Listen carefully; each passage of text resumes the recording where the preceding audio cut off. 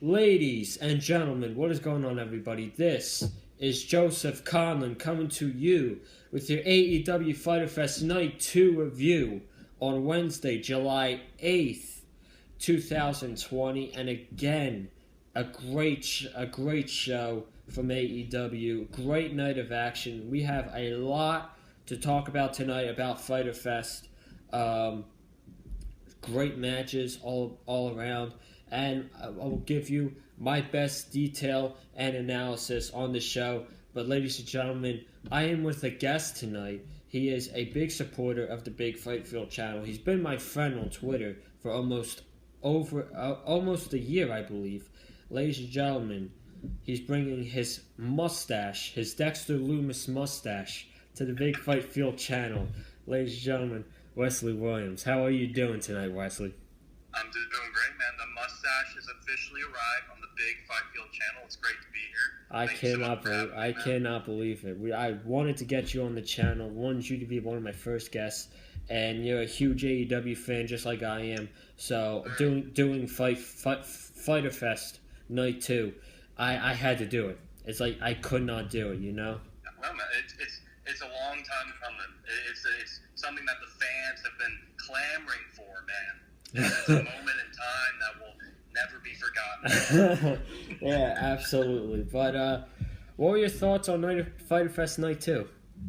I loved it, man. Great show from start to finish. I mean, the one word that AEW really gets, man, is consistency. They have been consistently putting on great shows week after week. At the end of Wednesdays, I'm completely satisfied. I get my wrestling fill in for the week. I mean, I just feel so great at every single Wednesday night. And AEW, man, I mean, they're just on fire. And next week with Fight for the Fallen, oh boy, what a stack card we got there. We'll talk about Fight for the Fallen once we get to the end of the video. Do you know who Cody's opponent for the TNT Championship is? I do. I got the community text. I did too, and we will go over that at the end of this video. But we gotta get right to it, man. I want to get right to it. If you guys missed it already, go check out my Monday Night Raw review that I did with Tim Stifater. We talked about Raw this week and the build-up to Extreme Rules. So if you have not already, go check that out. And without further ado, let's start Fyter Fest Night 2. And it started out with the Private Party, Mark Quinn and Isaiah Cassidy versus the Tag Team Champions, Kenny Omega and Adam Hangman Page, for the Tag Team titles.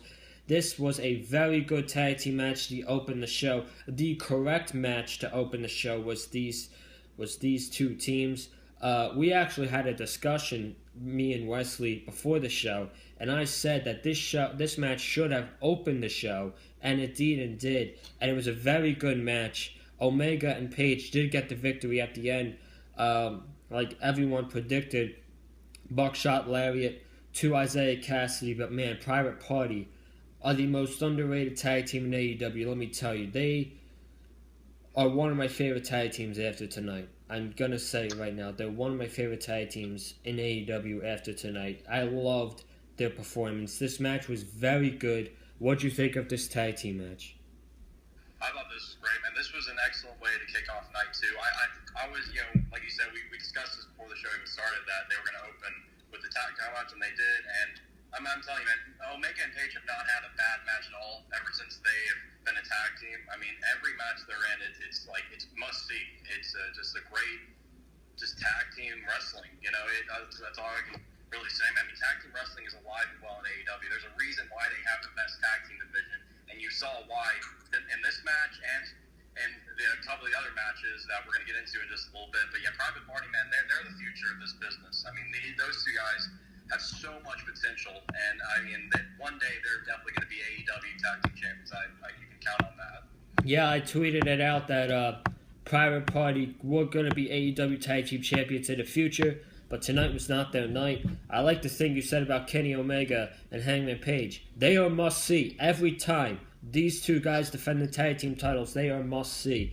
They defeated SCU, the Lucha Brothers, the Young Bucks. I feel like I say it every week, the teams they defeated. They have now defeated 7 tag teams in the AEW tag team division. That is very, very impressive in my opinion. Yeah, I mean, Page and Omega are on fire, man. I mean, I really honestly didn't think that, the tag team, I just didn't expect Page and Omega to come together as a tag team, to be honest with you, man, when it first came about. But ever since it did, man, it has just done wonders for the tag division. It's done wonders for the AEW tag titles. I mean, they have taken those tag titles and they've elevated them to just brand new heights. I mean, it's just incredible. And, it's going to be interesting to see what happens with them and the tag titles going into All Out in September, what they're planning on doing there, who's going to challenge next. I do know the Dark Order are the number 2 contenders for the tag titles, so I'm guessing maybe we'll be heading in that kind of direction going in All Out. We'll have to see what happens, but I'm just loving tag team wrestling in AEW, man. It's just like I just have a huge smile on my face just seeing how WWE treats their tag team division and how they just crap all over tag team wrestling. Oh, Raw, SmackDown tag titles. I don't even watch Raw and SmackDown, but Raw and SmackDown, I can tell that their tag titles are just dead. They're irrelevant. They don't mean anything. Meanwhile, here we have AEW putting tag team wrestling on a huge pedestal, like Matt and Nick Jackson said from day one. They're putting tag team wrestling on a massive pedestal, and it absolutely deserves it. Absolutely. This was a very good tag team match to open up the show. We then got into Joey Janela versus Lance Archer, and this was good. This was a good match. Lance Archer looked like a total monster in this match, thanks to Joey Janela. Joey Janela sold his ass off for Lance Archer in this match. That blackout through the table at the end, that was a great ending to a good match, and Lance Archer got the victory over Joey Janela, and the job was for Joey to make Lance Archer make like a stud. He made Lance look like a stud, and they got the job done. So this is a thumbs up in my opinion. What do you think about this? Yeah, like you said, I thought this was very good. I didn't expect it to go as long as it did, to be honest with you, but Joey Janela, I mean, if there's something that guy can definitely do right, it's selling. That guy sells so great for everybody that he's in the ring with. I mean, it was no different here with Lance Archer. I mean, he made Lance Archer look like the Murder Hawk Monster, like his name is, and Archer picks up the win as he should. I mean, there's absolutely no way Joey Janela was winning this. I think we all knew going in that Lance Archer was going to, rebuild himself as the Murder Hawk Monster, remind people why he's as dominant as he is after, that loss he took to Cody for the TNT title back at Double or Nothing. They kind of needed something to kind of rebuild him again and just kind of get him back into the eyes of the fans as just a real threat. And this was really good. That blackout through the table, man, that was my highlight of the match right there. I mean, that was phenomenal. I mean, Janela went through that table clean. I mean, that was a clean break. That was a thing of beauty. And I love the fact that Archer came out with Sunny Kiss on his shoulders and he just threw him on Janela. Like, that was a nice touch. I actually really enjoyed that. But great, really good match. Great win for Archer, and we'll see what happens with him and Jake Roberts going forward. Yeah, we'll see what happens with then. Taz and Brian Cage then came out next. This was one of the more talking points of the entire program tonight for Fyter Fest. Taz had a huge announcement. I'm not going to talk about the promo. The promo was amazing, as always, by Taz. But we're going to get right to the announcement. Taz brought something out, and he brought out the FTW Championship, and he awarded it to the baddest man on the planet, Brian Cage, or the something like that. And I'm not too familiar with the FTW Championship. Maybe you are. So, would you like to give a little insight on the FTW Championship? Well, I don't know, too much about it, but I do know that it goes all the way back to the ECW days. And so, if you bring up ECW, that takes a good place in my heart, man. I love me some old ECW. And so I do know there's a lot of history with the FTW Championship in ECW. And I love the fact that Taz brought it back here. I mean, this is just a great way to just bring it back into the light of to the limelight for the fans. And I love the fact that Taz just gifted it to Brian Cage. Brian Cage will not go into next week and fight the ball against John Moxley underground. And, it's very interesting that they did this. I was not expecting this. The title looks beautiful. I will say that. The title looks great. But, yeah, this was awesome. I mean, Taz, it's amazing how awesome he has been in this managerial role for Brian Cage. I mean, he has just excelled It's unbelievable. I mean, I think people tend to forget how great of a promo Taz really is, because Taz can cut some really killer promos. I mean, we've already seen it. I mean, the sloppy shot comment from last week. I mean, everybody's talking about it, man. And AEW doesn't run a sloppy shop. No, sir. No, sir. No, that's the other company. Yeah, WWE, they run a sloppy shop over there. They got even more positive COVID tests this week. That's what I heard. Unbelievable. Yeah. But yeah, I mean, I'm loving what's going on with Taz and Brian Cage. I can't wait for him versus Moxley next week. I mean, that match should be a showstopper, no doubt. I mean, Cage is just a different breed of athlete. I mean, for those who, I mean, I know we've seen Brian Cage in squash matches, but once you see this guy go head to head with somebody legit, you're going to be in for a treat if you haven't seen enough Brian Cage in your life. I mean, this is going to be a great match. Moxley's great in his own right. I can't wait for this main event. I can't wait for Moxley versus Cage as well. I also could not wait for this 8-man tag with the Lucha Brothers, the Butcher and the Blade versus the Young Bucks and FTR, and these 8-men delivered big time tonight. They delivered big time. Yeah, I mean, man, I don't know if I can even put into words how absolutely phenomenal this tag was. I mean, this by far was one of the best AEW matches I've seen all year round. I mean, I was really looking forward to this match going into it, and boy, oh boy, did all 8 of these guys exceed my expectations. I mean, like I said, I can't even put it into words. Like, I don't know how you can call this match. I mean, this was all kinds of chaos. This was great from start to finish. I mean, you got to give it up for all 8 guys. They went in there, they did their job, and they excelled at it. And at the end of the day, I applaud all 8 guys. And man, let me tell you that the highlight of the match for me, never in my life did I think I was ever going to see a Canadian Destroyer performed onto the outside onto a group of wrestlers. But here we are. We just saw it happen on Dynamite, and man, I marked out so wildly when I saw that. I couldn't believe my eyes, man. I mean, Rey Fenix makes the impossible possible. That just shows you what kind of athlete he is. How just insane and just out of this world he is, man. I mean, I'm just absolutely in love with what they're doing here, and then I love the fact that Pentagon and Rey Fenix are back. I mean, I miss those guys sorely, and now all they need is Pac to come back whenever that may happen. I know the travel ban is still a thing right now, but man, if they somehow are able to get Pac back at some point in the AEW, that would be great. I mean, that's going to put all the pieces back together, and we're going to have the Death Triangle wreaking havoc over AEW, and but man, yeah, 8-man tag, this was great, and then we see, of course, the tension start to stir more and more between FTR and the Young Bucks. I actually have the FTR and the Young Bucks win this match. That obviously did not happen as Lucha Brothers, Butcher, and Blade won. But I actually, now that I think about it, it was the right call to have Butcher, Blade, and Lucha Brothers win, because now this stirs the pot even more for FTR and the Young Bucks when they eventually have their match, which I'm predicting will happen at All Out in September. And when we eventually get that match, man, oh man, it's gonna be a main event anywhere in the world. It's gonna be absolutely phenomenal, and I can't wait for it. But yeah, this was great. I mean, this is by far my, like I said, one of the best matches I've seen all year round from AEW, and my match both weeks of Fyter Fest.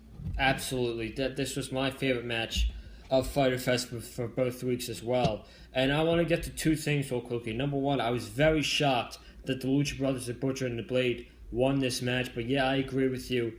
Them winning this match and FTR and Young Bucks taking a loss, it makes more sense. It stirs the pot with the Young Bucks and FTR for an eventual tag team match that is probably going to happen at All Out. And that's going to be must-see. That's going to be probably a match of the year candidate. But I think that giving the win to the Lucha Brothers and the Butcher and the Blade was the right thing. I think the Butcher and the Blade have done a really good job in the mini feud with FTR and the Young Bucks. They did their role. They did everything they asked. And yeah, that's all I gotta say about that. And then the Pac situation. Cody was actually doing a hashtag on Twitter. He was doing Ask Cody, and I asked him if he knows when Pac's going to come back. If he's going to come back in 2020, or if he's going to come back in 2021 with this whole virus going on. And he didn't get back to me. So I'm very interested to see if Pac's going to return or not. Yeah, I definitely missed him a lot, man. I mean, Pac was definitely, when he was around, I mean, he was putting on just some classics with the likes of Kenny Omega and Orange Cassidy. I mean, and the great heel that he is, and the promo work from him, and I love the little vignettes they've done with him on Dynamite.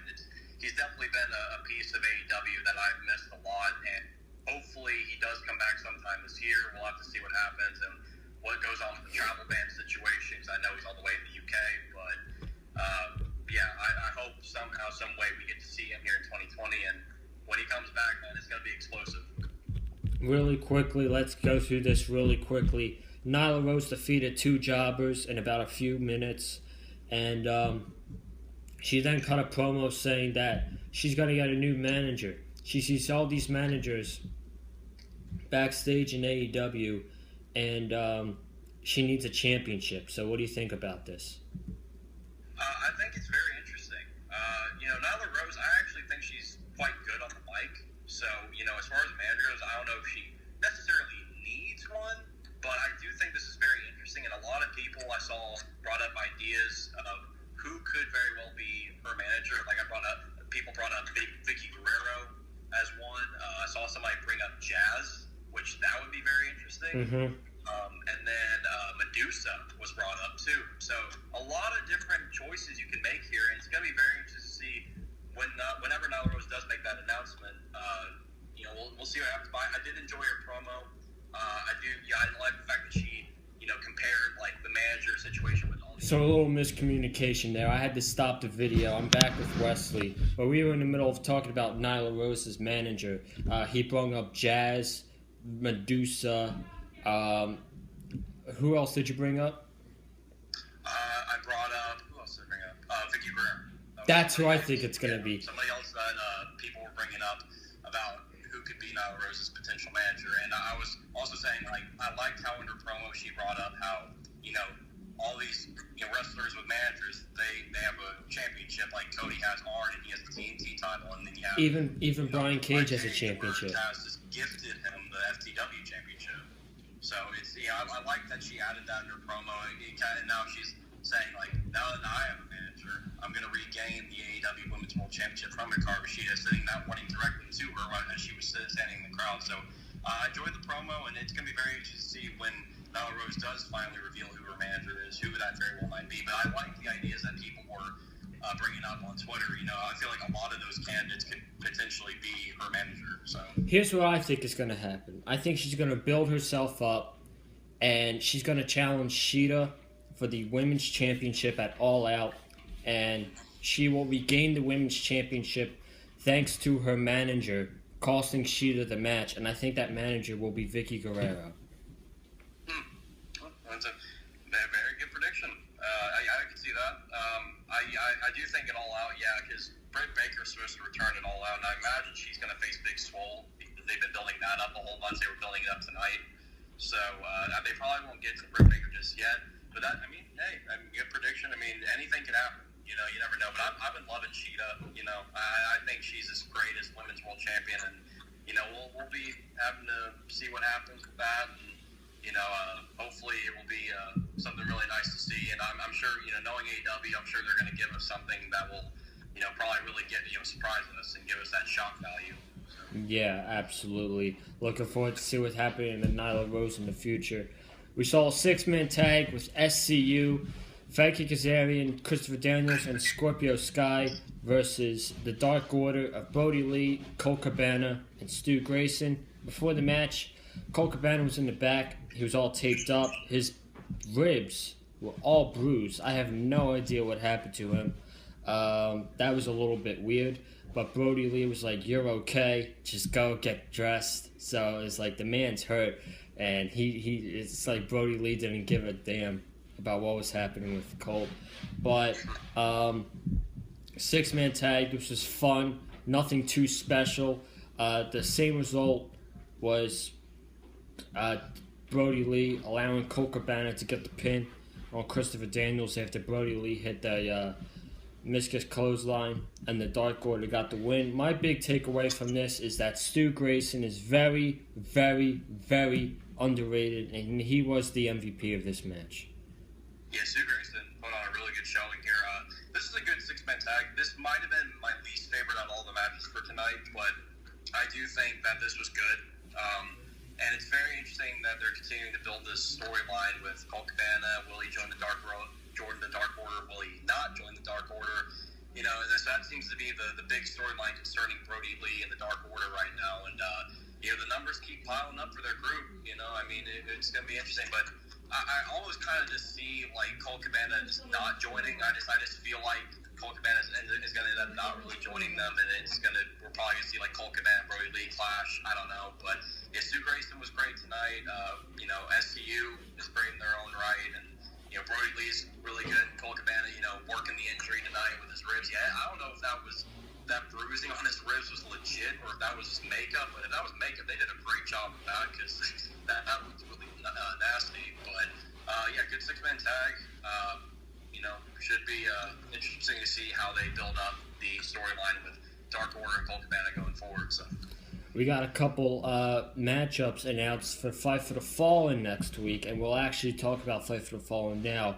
We got Brian Cage versus Moxley for the AEW World Championship. We talked about that earlier. That should be amazing. We got the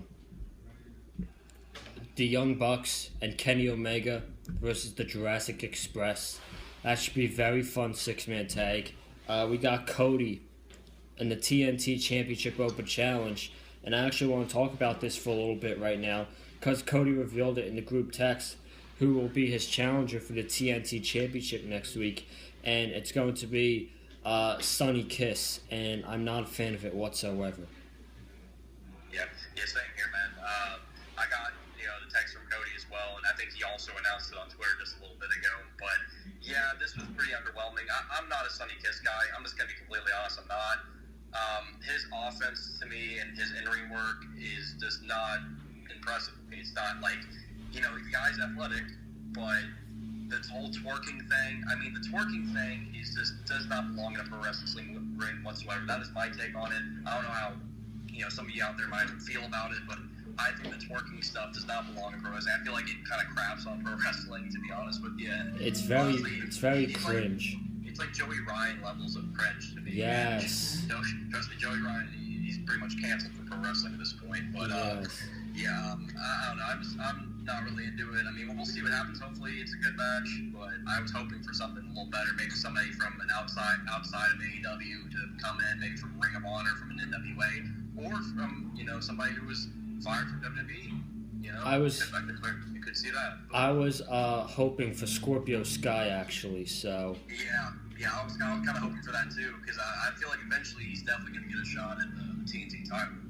And then earlier, he was teasing guys like Eli Drake and Eddie Kingston from NWA, and I was liking it a lot. And then we get this Sonny Kiss, then we get this Sonny Kiss announcement, and my excitement level kind of went down a little bit. But then, to make up for that, another match we got announced next week. It's a dream match to many people's eyes. We got FTR versus the Lucha Brothers next week at Fight for the Fallen. Yeah, and if y'all watch that 8-man tag tonight, man, we're going to be in for more of a treat next week. Next week, Fight for the Fallen is absolutely stacked. I'm definitely excited for next week, man, and, we'll see if WWE and NXT try to counter-program. Triple H came out this week and said they're not trying to counter-program AEW. I have BS on that. That's totally what you're doing. Why else did you announce Great American Bash the last minute? You want to tell me that, Triple H? I love Triple H, but I love NXT too, but don't spread all this lies. You're counter-programming. It's obvious. It's clear as day. The fans aren't idiots. He's insulting our intelligence just like Vince is, and he got on a Vince McMahon level right there, and I absolutely hated it. So, whatever. It is what it is. Fight for the Fallen next week. It should be a great show. Let's finish it off here with our main event for night 2, your main event for Fyter Fest as a whole. Chris Jericho versus Orange Cassidy. Now, Chris Jericho went on Twitter and he said this was one of his favorite matches in his 30-year career ever in professional wrestling. Now, I don't know about that, but man, this was an awesome match and an awesome way to close out Fyter Fest as a whole. Yeah, this was a great main event. Orange Cassidy looked like $1 million in there. He did lose tonight, unfortunately. I actually predicted him to win. I thought he could have used the rub, and Jericho's bulletproof. Honestly, if he loses clean, even, I feel like he'll be fine. It's Chris Jericho. He's already cemented his legacy as one of the best ever. But yeah, I mean, this was great. I loved every bit of this match. I mean, this was very fast paced too. You know, you don't really see that much in many Chris Jericho matches. Very fast paced, very action packed. A lot of offense in by Orange Cassidy, and Jericho, put him in some great offense as well. That classic, style that he works. And I mean, this ended up being an awesome main event, and I think it definitely delivered. And Orange Cassidy, he lost, but he did look great in the end. And honestly, I think everybody's looking at Orange Cassidy now in a more positive light. They're looking at him as a bigger deal, and he's definitely one of the future parts of AEW, of pro wrestling. And I just absolutely adore his gimmick too, man. I mean, I've never in my life seen a gimmick like this. And people, initially when I saw this, I wasn't, too into it just yet. But as time went on, man, I started to love this gimmick. My Orange Cassidy's pretty much my dad's favorite AEW wrestler. My dad is a huge mark for Orange Cassidy, and I love it, man. It's everybody is. Everybody loves Orange Cassidy, and you could tell he's literally a fan favorite. And I said one thing was going to happen. Well, I said two things were going to happen. Number one, I thought Chris Jericho was going to win the match, which he did. And Orange Cassidy, if you didn't think he was going to be a superstar early before the match, you better bet that Orange Cassidy is a superstar after this match. He looked, like Wesley said, he looked like $1 million in defeat tonight, and I'm sure Orange Cassidy got more fans with a big spotlight on him. So this was great. And where does we probably know where Jericho's going from here. Jericho's probably going to go to Mike Tyson. What do you think is going to play out with that? Maybe. I mean, Jericho's definitely got the beef with Mike Tyson. I don't know if I really want to see that, to be honest. I don't know how they'll do it if they do end up doing it, but in a straight up wrestling match, I don't care to see that. In a boxing match, I don't care to see that. So I don't know. I mean, what I want really is, if they're going to do the Jericho Mike Tyson stuff, I'd like to see Mike Tyson recruit an actual pro wrestler, or recruit somebody to face Jericho that maybe is not a part of AEW, that's like coming in from the outside or something like that, like him being like a manager type role instead of legit Tyson versus Jericho. Because it'll bring a lot of eyes to AEW, but it's just I feel like you're kind of digging in the WWE well with that, because we've seen WWE use all these outside athletes to try and cheaply bring in a ratings grab, like bringing in Cain Velasquez. That absolutely failed. They brought in Tyson Fury. That failed. And Gronk. So, I just feel like AEW shouldn't be grabbing in that kind of WWE bag of, let's bring in this big name from another sport to try and grab a rating. At AEW, I want them to just grab ratings like, they can use big names like that. There's nothing wrong with that. I mean, I love the fact that they use Tyson as the one to present the TNT title. I love that. Like, using outside athletes like that, that's totally fine. But in an actual wrestling match, I just don't really care to see. But we'll have to see what happens with Jericho and the Inner Circle and what they do next. But it could very well be Jericho Tyson, or we could see a different road be paved for Jericho. So we'll see. Yeah, we'll see what happens with Jericho and Tyson in the future. It should be interesting, and they're probably going to be doing something at All Out. But ladies and gentlemen, that concludes the AEW Fyter Fest Night 2 review. I want to thank you all for watching this video. If you have not already, subscribe right here on the Big Fight Phil channel. So we actually gained a few subscribers today. We're at 145 subscribers. We're trying to get to 150, hopefully by Extreme Rules next week. And we're on the road to 200 subscribers. So make sure you hit that subscribe button. Comment down below what you thought of tonight's Fyter Fest Night 2. I thought it was a great show tonight. Same as Wesley, right?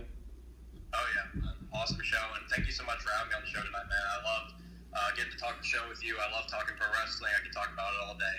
And, I would love to be on the channel back again at some point, whether it's talking about AEW or WWE, NXT, whatever the case may be. It's okay if I go ahead and plug my socials real quick? Yeah, go ahead. All right. For those who are not already following me on Twitter, I am on Twitter at big_West18. That is big_West18. All lowercase letters, BIG_WES18. So big_West18. And for those of you who aren't following me, I tweet about AEW. I live tweet every week. I tweet about WWE, even though I don't watch Raw and SmackDown. I still tweet about my thoughts on certain subjects, and I just I talk wrestling a lot on Twitter, and I also tweet stuff in my personal life too, what's going on there. And so those who are interested, please feel free to follow me. I very much appreciate it. And again, subscribe to my buddy Joseph. Subscribe to Big Fight Deal. If you are not already subscribed, hit that thumbs up. What are you doing? Hit that thumbs up if you haven't already. Yeah, man. If you enjoyed this review between me and Wesley tonight, you're gonna want to hit that thumbs up. It helps the channel. Let's get this video up to, I'd say, 15 thumbs up. And like I said, 150 subscribers very soon. This is Joseph Conlon here with Wesley Williams. We're getting out of here. I will not be back on the Big Fight Field channel tomorrow for NXT Great American Bash. I was planning on doing a review for Great American Bash, but I actually have an 8-hour work shift tomorrow. And plus, I heard the show wasn't really that good tonight either. So I will not be here on the channel tomorrow. Maybe Sunday, maybe. But if not, have a good rest of the week. Take care and stay safe, guys.